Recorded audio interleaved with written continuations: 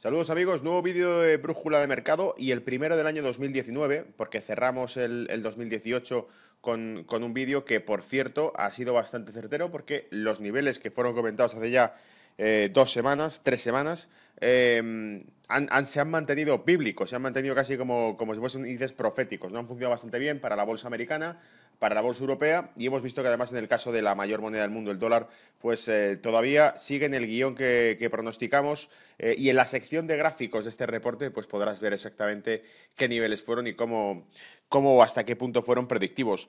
Mientras tanto, en esta sección, que es la sección en la que comentamos la situación global, cómo está todo en general, tenemos en portada pues Apple siendo comido por Android, tenemos en portada también a Powell, porque vamos a tener unas cuantas palabras y una reflexión sobre cuál va a ser el futuro de los mercados financieros o de la situación de la economía global según lo que decida la Reserva Federal. También tenemos el impeachment contra Trump, porque vemos que vuelve a sonar tambores de guerra en ese sentido y que los demócratas volverán a intentarlo ahora que han adquirido mayor peso dentro del Congreso americano. Y tenemos también banderas europeas, porque traemos un artículo muy duro que habla sobre el auge de los nacionalismos o mejor dicho, el incremento de los nacionalismos en Europa. Pero bueno, vamos a hablar como siempre de todo ello desde aquí, desde Brújula de Mercado, en este análisis semanal.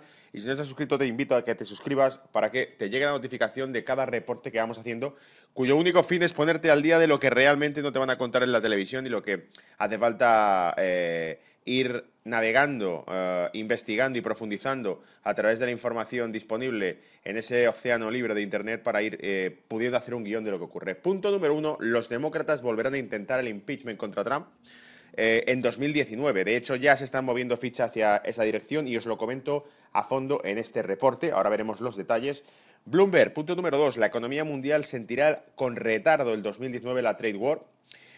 Punto número 3, Financial Times.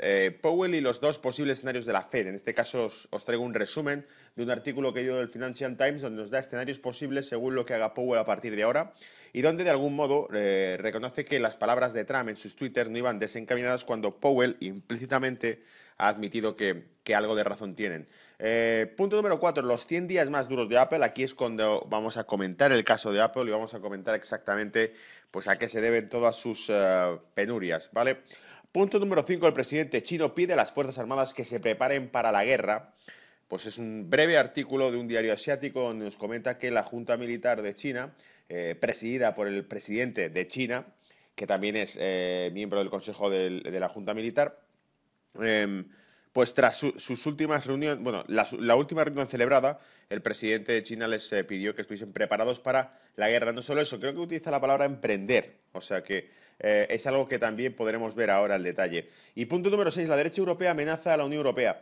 Y en este caso es un artículo del diario Siegel, el diario Spiegel, que nos trae, perdón, al detalle, hace un repaso, es un artículo extensísimo que os recomiendo y que luego podremos ver, pero nos hace un repaso buenísimo sobre diferentes regiones de Europa y cómo ese auge, ese aumento en el nacionalismo en la derecha, en la auténtica derecha, y cuando digo auténtica derecha me refiero porque, como decía en Francia Le Pen, que era hasta divertido el eslogan electoral que empleó, si queréis votar a la derecha, votad a la auténtica y no una mala copia. Ya sabéis, bueno, yo pienso prácticamente los partidos céntricos, como puede ser pues partidos conservadores centrales o partidos pseudo-socialistas centrales, no representan tampoco ideologías claras, o sea, suelen ser partidos que siguen un poco la agenda que va dictaminando Bruselas y la Unión Europea. Por lo tanto, no representan tampoco ninguna amenaza a esa administración, pero en este caso lo polémico es cuando surgen partidos que realmente empiezan a ir en contra de la corriente de este gobierno que tenemos en la Unión Europea y por lo tanto podemos ver cómo ese tipo de partidos empiezan a crear polémica y a estar o ocupar espacio en algunos titulares, ¿vale? Por eso este artículo de Spiegel es tan interesante, porque profundiza muchísimo en cada uno de sus movimientos y lo veremos más adelantado porque esto afecta a la agenda económica. De hecho, hace referencia a puntos económicos de Europa. Y sin duda alguna esto va a afectar a la situación económica también de la deuda europea y de su cotización, ¿vale? Que se lo digan a Italia, que ha sido más que demostrado, algo que aquí predijimos con bastante acierto con su curva de tipos. Bien, empecemos. 2019 el impeachment vuelve. Varios miembros del Partido Demócrata, diputados de la Cámara de Representantes, Cámara Baja del Congreso de Estados Unidos, han presentado este jueves, el primer día de sesión del nuevo Congreso, una serie de acusaciones contra el presidente del país, Donald Trump, con el objetivo de poner en marcha su impeachment. Brad Sherman, miembro de la Cámara Baja del Congreso, afirmó a través de su cuenta de Twitter que reintrodujo con la legislación al Green los artículos del impeachment contra Trump. No he cambiado el texto de los artículos que introduje por primera vez en 2017, señaló el congresista. Por su parte, la congresista Rashida Tlaib, un artículo bajo el título "Ahora es el momento de empezar el proceso de destitución contra el presidente Trump". El presidente Donald Trump es una amenaza directa y grave para nuestro país, decía. Ya disponemos de las pruebas abrumadoras de que el presidente ha cometido delitos, precisó Tlaib. Al mismo tiempo, la líder demócrata Nancy Pelosi, presidenta de la Cámara de Representantes de Estados Unidos, durante una entrevista este jueves en la NBC News, alentó a los miembros del partido a esperar. No debemos destituir por una razón política y no debemos evitar el impeachment por una razón política, precisó. Y en diciembre de 2017, la Cámara de Representantes de Estados Unidos rechazó un proyecto de resolución para iniciar el impeachment contra Donald Trump. 58 representantes votaron a favor de la medida, mientras que 364, entre ellos el número considerable de demócratas, se manifestaron en contra. En definitiva, y esto ya es palabras de este propio canal, en definitiva, lo que es interesante que analicemos en este vídeo reporte de 2019, el que empieza, es que, si recordáis, hace ya unas cuantas análisis, en uno de los reportes que hicimos, comentábamos cronológicamente cómo había coincidido con el primer intento de impeachment contra Trump en 2017, cuando un congresista demócrata trató de arrancar esa iniciativa de impeachment. Nos encontramos con un debilitamiento del dólar claro en ese momento y una cierta parada en los mercados, porque evidentemente cuando el presidente de la mayor economía del mundo es destituido, el factor de incertidumbre que siente en el mercado bursátil es enorme. Por lo tanto, en el bursátil, en el monetario y en la situación de estabilidad global en general se ve afectada porque el principal mandatario de la principal economía del mundo y la primera potencia militar del mundo, pues es destituido. Entonces, ¿qué es lo que viene después? ¿Verdad? Temas a comentar dentro de este artículo. Yo aquí añadiría, a aquellos que os interese este tipo de temas y ver hasta dónde llega, ya sabéis que aparte del impeachment contra Trump, que está ahí y que se especula con que podría ocurrir ahora en 2019 porque volvería a la carga el Partido Demócrata, no creo que llegue a producirse porque sencillamente, fijaos en las estadísticas, nos hablan de que solamente 58 votaron a favor de 364, entre ellos los propios demócratas votaron en contra del impeachment contra Trump.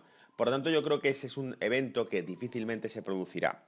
Sin embargo, también está el caso contrario. Podéis investigarlo por vuestra cuenta, pero podéis investigar cómo informadores tipo Quantum, informadores alternativos tipo Quantum, hablaban de que lo contrario también estaba a las puertas de ocurrir, es decir, que se demostrasen casos de corrupción por parte del clan de los Clinton o de los Bush y que habría acciones tomadas por parte del fiscal general de Estados Unidos contra esas personas, contra una serie de trama de funcionarios relacionados con ellas. Así que podemos ver que mediáticamente sí, nos hablan de este impeachment contra Trump, pero también está la opción B, que es que surge el rumor o la leyenda urbana a través de Internet por voceros como Quantum, de que podría ocurrir todo lo contrario y que justo el bando demócrata se fuese viendo mermado por acciones legales acusándoles de ciertos delitos. ¿De acuerdo? Bien, el profesor que predijo la victoria de Donald Trump vaticina que en 2009 un impeachment lo sacará del poder. Alan Lichtman, experto en historia política, conocido por predecir con éxito los resultados de todas las elecciones presidenciales de Estados Unidos desde 1964, en una entrevista en el DW, según Lichtman, el mandatario estadounidense se verá abocado a un juicio político por dos razones principales. Uno, la recuperación de control de la Cámara de Representantes del Partido Demócrata y la investigación del fiscal Robert Mueller sobre la supuesta injerencia rusa en las elecciones de 2016. Según el experto, si el supuesto impeachment prosperara en la Cámara de Representantes, lo que suena creíble, teniendo en cuenta que compone principalmente de los rivales políticos de Trump, el asunto pasará al Senado, donde el resultado del voto ya no está tan claro. Bueno, aquí ya, como decía, no creo que sea tan creíble cuando las estadísticas en el impeachment anterior fueron bastante negativas en cuanto a la posibilidad de que se cumpliese, ¿vale? El partido de Trump aún controla la mayoría de la Cámara Alta, lo que significa que para el impeachment salga adelante tendría que votar en su contra los propios republicanos. Esto sí puede ocurrir porque sabemos que Donald Trump tiene dentro del propio Partido Republicano enemigos. Por decir alguno claro, los Bush, por ejemplo, dijeron públicamente que no votarían a Donald Trump y se negaron a asistir a su investidura como presidente. ¿Vale? Sin embargo, el analista sostiene que Trump podría eludir la destitución, aunque para ello necesita conseguir el apoyo de los republicanos que temen ser arrastrados junto con él. No tiene ninguna lealtad personal a Trump, dijo, pero si van a creer en su responsabilidad política puede ser que no estén dispuestos a abandonarlo, dijo Littman en la entrevista. Bien, y con esto salto a las advertencias de Bloomberg. La economía global sentirá en 2019 el dolor retardado de las guerras comerciales. Las empresas ya se preparan para una disminución de las ganancias en 2019. Para el próximo verano, GoPro retirará de China la mayor parte de su producción de cámaras, mientras la empresa de logística estadounidense FedEx Corp ajustó sus estimaciones de beneficio en el año fiscal 2019, anticipando una caída, por lo que redujo su capacidad de carga aérea internacional. Y esto sí es importante. FedEx lo que está reflejando, y como FedEx y otras tantas también que lo hagan, es la disminución del tráfico comercial, que sin duda alguna es también un predecesor de una recesión económica global, porque cuando hay menos comercio acaba reduciéndose la actividad económica a nivel global. En Alemania, desde la Asociación de la Industria Ingeniera Mecánica, VDMA, han advertido de que en medio de las disputas comerciales se ralentizará el crecimiento del sector de la maquinaria. Además, economistas advierten sobre el riesgo de la imposición por parte de Estados Unidos de aranceles sobre importaciones, atención, a Europa y a Japón, lo que empeoraría las relaciones entre varias de las economías más grandes del mundo. En ese sentido, recuerda que las tensiones ya existentes pueden agravarse en cualquier momento por acontecimientos inesperados como el arresto en Canadá bajo petición de Washington de la directora financiera de Huawei Technologies, Meng Wanzhou. Bueno, comentar a esto únicamente que es evidente que ese tipo de actividad puede ir acarreando mayores dificultades. En Brújula de Mercado comentamos además cómo la reunión que tuvo Juncker con Donald Trump hace meses se tradujo en unas vagas intenciones de facilitar comercio a Estados Unidos y de comprar gas norteamericano, cosa que he insistido 1000 veces en que es realmente la estrategia de Donald Trump. La estrategia de Donald Trump es endurecer las condiciones al mundo entero para que el mundo entero ceda en la balanza comercial a favor de Estados Unidos cierto margen, porque Estados Unidos es la mayor economía del mundo, la más consumidora y la que más producto del resto del mundo consume. Y por lo tanto se pueden permitir esto. Prácticamente más de un 20% de todo lo que se le compra a China se lo compra a Estados Unidos. Es el primer consumidor, y pasa algo parecido cuando hablamos de Alemania, cuando uno de sus principales clientes es Estados Unidos. Por lo tanto, se permite apretar las tuercas al resto de servicios que consumen el mundo, y por supuesto es el mejor cliente que tienen muchos, y por lo tanto va a apretar esto para conseguir determinadas cesiones por parte de esos servicios que consume, que son países como China, como Alemania. Y cuando hablo de Alemania hablo de la Unión Europea, porque el déficit que tiene, por ejemplo, Francia con Estados Unidos es irrelevante comparado con el que tiene Alemania, ¿vale? Por eso sí es posible que exista un conflicto ahí, y también habrá que comentar, y lo veremos al final de este reporte cuando hablemos del auge de los nacionalismos en Europa, cómo en realidad la postura que mantenga la Unión Europea y la postura que se mantenga dentro de Alemania políticamente puede afectar a esto. Porque el acercamiento que va a hacer ese nacionalismo hacia países como Rusia es lo que va a hacer que aumente la tensión y la fricción entre la Unión Europea y Estados Unidos. Ahora lo veremos al detalle. Pero antes de eso vamos a hablar de la Reserva Federal y vamos a hablar de ese comentario que hacía en el Financial Times. El artículo ponía mejor tarde que nunca y ponían: Powell ha indicado que el FONC, el Consejo de la Reserva Federal, puede estar considerando tomar una pausa en las subidas de tipos, por lo que la presión del mercado hacia la Fed irá aumentando. Ahora que no está claro el guión, o que Powell ha presentado cierta incertidumbre sobre sus decisiones futuras, ahora que vemos esa incertidumbre presente es cuando el mercado empezará a especular más con cuál va a ser la postura de la Reserva Federal. Esto lo entendemos todos los que operamos bolsa. Pero aquí vienen más detalles. Desafortunadamente, para quienes no les guste, los tweets del presidente no parecían estar equivocados, y Powell lo ha admitido implícitamente en sus últimas declaraciones. Dos shocks golpearon el mercado americano a finales de 2018, no 2015, he puesto por el 2015 ahí. Primero, uno provocado por el shock de la demanda china, que se ha visto después confirmado. Segundo, la disminución de la actividad global y el debilitamiento de la inflación, que ya lo comentamos en Brújula de Mercados, que la caída del crudo traería niveles más bajos de inflación y por lo tanto menos argumentos a la Reserva Federal para poder continuar con la subida de tipos, ¿vale? Esto quedó aquí grabado y lo analizamos en estos reportes. Además, cada vez es más evidente la debilidad económica de China y del bono americano. También lo comentamos aquí, hablamos de los riesgos crediticios de China, hablamos también del aplanamiento de la curva de tipos de Estados Unidos y del aumento del yield, del rendimiento del bono americano a corto plazo, lo que mostraba pues, mayores dificultades para convencer al público inversor a nivel global, ¿vale? Siguiente, dos escenarios posibles nos esperan. Uno, el crecimiento de Estados Unidos se mantiene, entonces la Reserva Federal tenía razón y la subida de tipos continuará, es decir, se reafirmará en que su política monetaria era la correcta cuando Estados Unidos mantenga, si es que lo hace, muestra fortaleza en el crecimiento económico y la tasa de paro sigue estando baja. Punto número 2, que es el otro escenario, el peor escenario. La turbulencia continúa, la debilidad en el crecimiento y en la inflación se consolida y la FED entonces probablemente decida suspender nuevas subidas de tipos. Es decir, si se confirma que realmente está cambiando el ciclo económico, desafortunadamente, si es así, la Reserva Federal probablemente suspenda cualquier tipo de acción de subida de tipos porque sería contraproducente o aceleraría el proceso de desaceleración, ¿vale? De hecho, el comentario que hice aquí en Brújula de Mercados fue que la caída del crudo quizá estaba hecha para evitar esa desaceleración económica o para suavizarla. Un crudo más barato, como ya sabéis, es combustible más barato y es costes de producción, costes industriales más bajos. Por lo tanto, la recesión en la industria dolería menos si el combustible, que es la principal sangre que alimenta la industria, estuviese barato. Las 100 caídas más duras de Apple. Pasamos al tema de Apple. Como veis, voy una cosa a otra, pero con la idea de poneros al día de todo rápido en este artículo.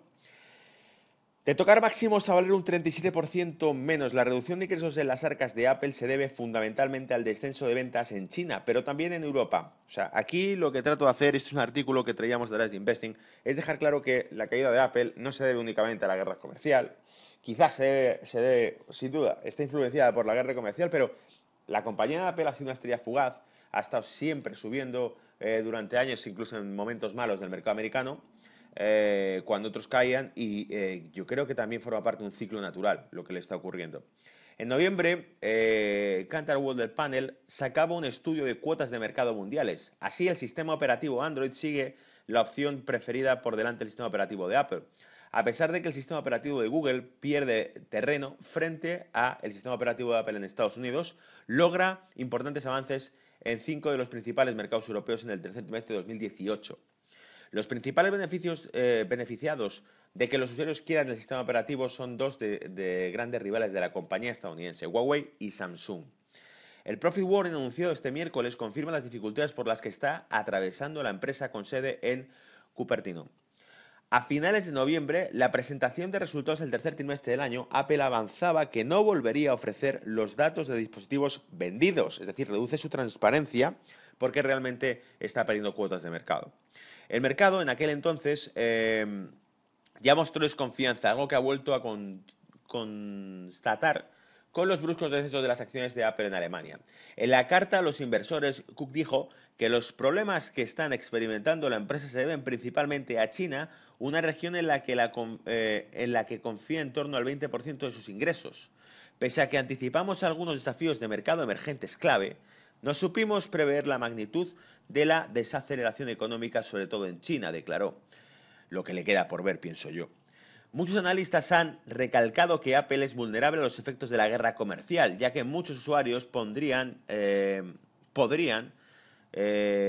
decantarse por adquirir dispositivos locales y no extranjeros, así como imponer un gravamen para subir el precio a los teléfonos importados. Es decir, y hablando ya en cristiano y resumiendo esta noticia, que el consumidor chino, que es muy grande porque hay el país con mayor población del mundo, al fin y al cabo, el consumidor chino podría decantarse por utilizar Android y dispositivos de Android, de los cuales son líderes produciéndolo, antes que los dispositivos de Apple, sencillamente por una cuestión de rechazo a la propia compañía americana, fomentado por la propia guerra comercial, sin entrar siquiera en el tema de que se le pudiesen aplicar aranceles a este tipo de productos. Y cabe también destacar aquí que la guerra comercial analizamos en Brújula de Mercados la composición de las exportaciones chinas y norteamericanas en esa guerra comercial, en ese cruce de productos y servicios, y pudimos demostrar cómo realmente el producto que China está vendiendo al mundo cada vez adquiere mayor peso en valor añadido tecnológico. O sea, es un producto tecnológico, son componentes electrónicos.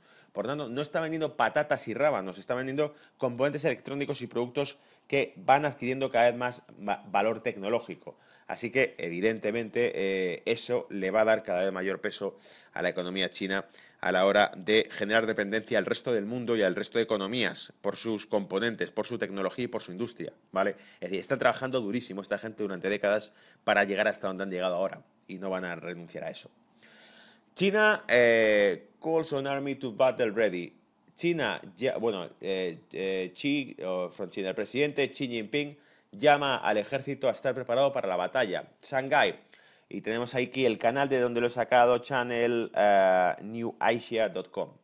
Shanghái, las Fuerzas Armadas chinas deben fortalecer su sentido de urgencia y hacer todo lo que puedan para prepararse para la batalla, dijo el presidente Xi Jinping en una reunión de altos mandos el viernes 4 de enero.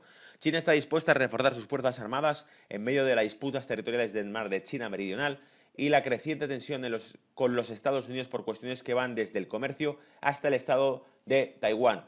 Os recuerdo que no han terminado tampoco esos cruces de destructores americanos e incluso de algún bombardero en el estrecho que separa la República Popular de China y Taiwán. Hay un estrecho, hay una zona marítima de estrecho por el que ha pasado un destructor americano y bueno, creo que es simplemente el juego de buscar las cosquillas o de aumentar la tensión con China, ¿vale? Bien, Xi, quien también es presidente de la Comisión Militar Central, dijo que las Fuerzas Armadas deben diseñar estrategias para la nueva era y asumir, atención a esto, responsabilidades para preparar y emprender la guerra. El mundo se enfrenta a un periodo de grandes cambios nunca vistos en el siglo y China aún se encuentra en un periodo importante de oportunidades estratégicas para el desarrollo, dijo. Dijo que las Fuerzas Armadas necesitaban poder responder rápidamente a las emergencias, que necesitaban mejorar sus capacidades de operaciones conjuntas y nutrir nuevos tipos de fuerzas de combate. Los comentarios de Xi siguieron a sus comentarios del miércoles de que China aún reserva el derecho de usar la fuerza para lograr la reunificación con Taiwán y evitar la independencia de la isla. El discurso de Xi en Taiwán se produjo días después de que el presidente de Estados Unidos, Donald Trump, promulgara la ley de iniciativa de reaseguro de Asia, reafirmando el compromiso de Estados Unidos con la seguridad de la isla. Por lo tanto, esa tensión militar está presente. Hace ya como unos 2 años que se han hecho y se han publicado además informes de inteligencia, informes militares, donde se habla de que la disputa por el mar de la China meridional podía llevar a una guerra entre Estados Unidos y China, que era inevitable, porque al fin y al cabo China seguiría expandiéndose por Asia y Estados Unidos solamente podría contenerla si se enfrentaba directamente con ella. No contaban con estos factores, con las provocaciones con respecto a Taiwán. Así que, evidentemente, eran proféticos y cada vez estamos viendo cómo ese escenario parece casi insalvable, ¿no? Y nos dirigimos pues hacia una colisión directa entre ambas potencias en Asia y sobre todo en la zona del Pacífico. Y aquí viene el súper incendiario artículo de Spiegel donde, pues bueno, un año de populismo, Europe's right wing takes aim at the European Union. Como la derecha europea apunta a la Unión Europea.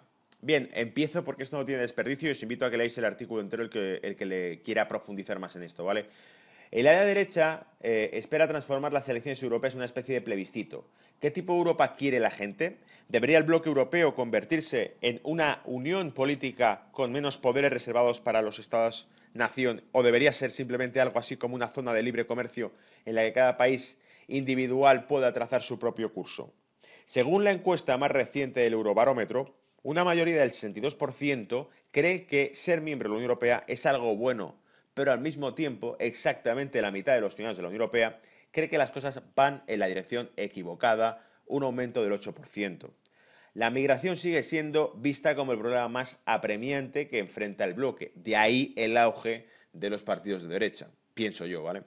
Los investigadores de la opinión pública creen que los populistas de la derecha podrían terminar con un 20% de los votos en toda la Unión Europea. Eso es, por supuesto, muy por debajo de la mayoría, pero suficiente para establecer el bloqueo de iniciativas conjuntas sobre temas financieros, de bienestar social y de inmigración o migración, ¿vale? Por tanto, hago aquí un paréntesis, veis cómo realmente el ascenso de la derecha en Europa va a hacer que la Unión Europea no pueda continuar limpiamente la agenda que ha ido aplicando al resto de países de la Unión Europea de manera casi indiscutible, ¿no? Y además de manera universalizada en todos los países miembros de la Unión Europea. Han sido los mismos consejos: aumentar los impuestos, reducir el gasto público, delegar soberanía en decisiones fiscales a la Administración Central. Así que es evidente que si esta derecha sigue extendiendo va a empezar a bloquear ese camino, ¿vale? El científico político húngaro Daniel Egendus, que me perdone por cómo pronuncio su apellido, del German Marshall Fund, cree que las elecciones de mayo serán vitales para el futuro desarrollo de Europa, ¿vale? Así que no soy el único que lo piensa. Eso es precisamente del gusto de Marine Le Pen. Estamos en un punto de inflexión histórico, dijo en Sofía. La globalización salvaje está llegando a su fin. Repito esta frase, la globalización salvaje está llegando a su fin. Ahora dijo, es hora de que los pueblos de Europa ocupen un lugar central. Salvini, en Roma, en la Piazza de Popolo, ante 80.000 seguidores, dijo, daremos nuestra sangre por una nueva Europa. El secretario general del FPO, Harald Wilmski, europarlamentario austriaco, quien ha acaparado los titulares en el pasado por ridiculizar la supuesta afición al alcohol de Juncker, ha pedido desarrollar una alianza de derecha hasta el punto de que podamos salvar Europa. Luego están los vínculos tradicionales entre estrechos del FPO, que es este partido austriaco, con Moscú, mediante un acuerdo de cooperación con el Partido de Rusia Unida del presidente ruso Vladimir Putin, que tuvo lugar en el agosto durante la boda de Karin Kneis, ministro de Asuntos Exteriores de Austria, quien agradeció a Putin por venir con una reverencia altamente publicitada que se duplicó como una afrenta contra la Unión Europea y sus sanciones contra Rusia. Es decir, públicamente Austria tiene o muestra acercamientos hacia Rusia o hacia Vladimir Putin, provocando a la Unión Europea y a sus sanciones. Polonia y Hungría también en pie de guerra. El profesor conservador, a ver cómo leo este nombre, Krzysztof Srecki, nombrado jefe del gabinete por el presidente polaco Andrzej Duda, ha pensado mucho. La Unión Europea ha perdido el apoyo de la sociedad, señala Srecki. Ya no es el garante de la seguridad que alguna vez fue. Ha fracasado en el control de las fronteras, en la crisis del euro y cada vez asume más poderes. Es decir, lo que podemos ver, y el artículo continúa, ¿vale? No es una... no os estoy revelando el artículo al completo, el artículo es bastante extenso, continúa dando estadísticas, dando proyecciones y tocando más países, no solamente estos, ¿vale?